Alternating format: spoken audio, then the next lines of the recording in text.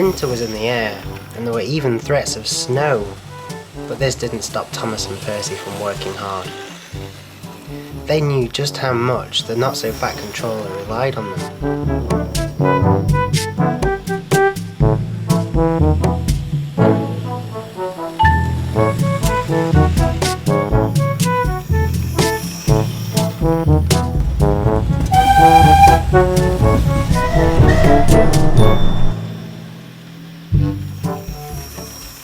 Thomas was always busy with his small but important passenger train, and Percy had been put in charge of trucks.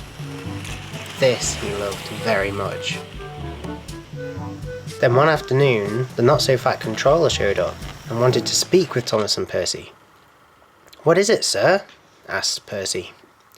"Thomas and Percy, you are both hard-working engines, and I'm very proud of you both." "Why, thank you, sir," whistled Thomas. "But we have a special passenger coming, and I need you two to help me get things ready for his arrival." "Why, yes, sir, we'll be only too happy to help, won't we, Percy?" Percy peeped. "Excellent," said the not-so-fat controller. "Thomas, I need you to drop off Annie and Clarabelle and go pick up some supplies that are waiting at a station about 8 miles down the line. Percy, I need you to get rid of all these trucks and tidy up a bit." Thomas and Percy didn't need to be told twice, and off they went with a whoosh of steam.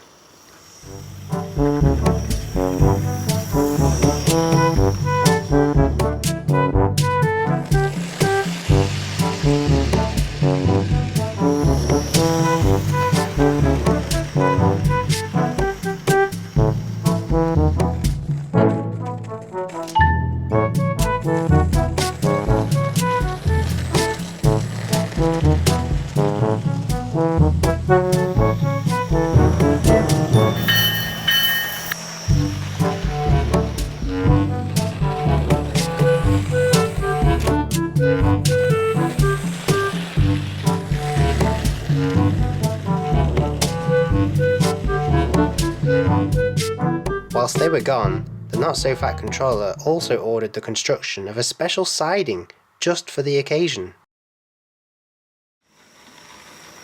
Thomas and Percy returned some hours later. "Wowee," said Thomas. "We've got a new siding." "And a new little platform," added Percy. "Indeed," replied the not-so-fat controller. "We need the supplies, siding and platform for our special passenger." "Who is this special passenger?" asked Thomas. "What's the occasion?" asked Percy. "All will be revealed when Toby gets here," replied the not-so-fat controller. "Toby?" Thomas and Percy exclaimed at the same time. "Who's Toby?" they both added. Well, hey, and welcome to the review of Toby. I've had him for quite a little while, and I'm sure you've seen him pop up in videos every now and then. This is the Thomas and Friends Toby locomotive by Hornby. I'm not too sure if Batman do one as well. They probably do, but today we're going to have a look at Toby. It should say Toby somewhere. Here we go. Yeah, Toby the tram.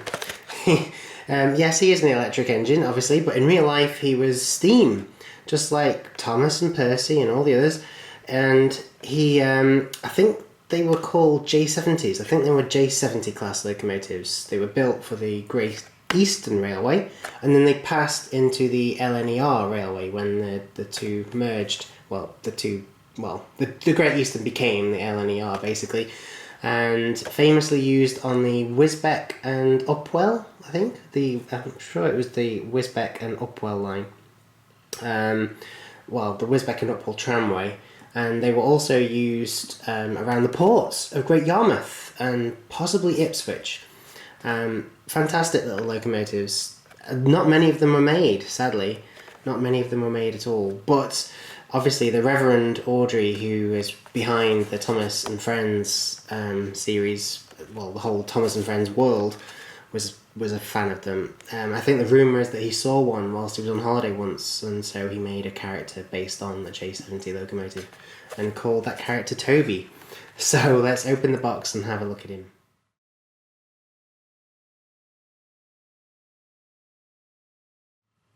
Okay, well opening the box is really simple.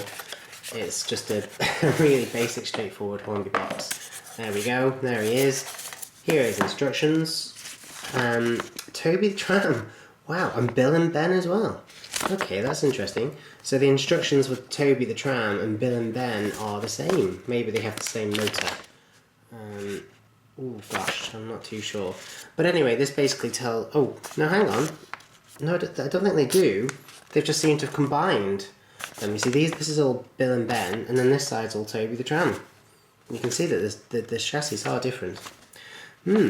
Well, it's nice to include it, and I'm sure that this is going to become useful if you need to know how to open it up and make minor repairs, also lubricate the motor and parts like that. So look after that.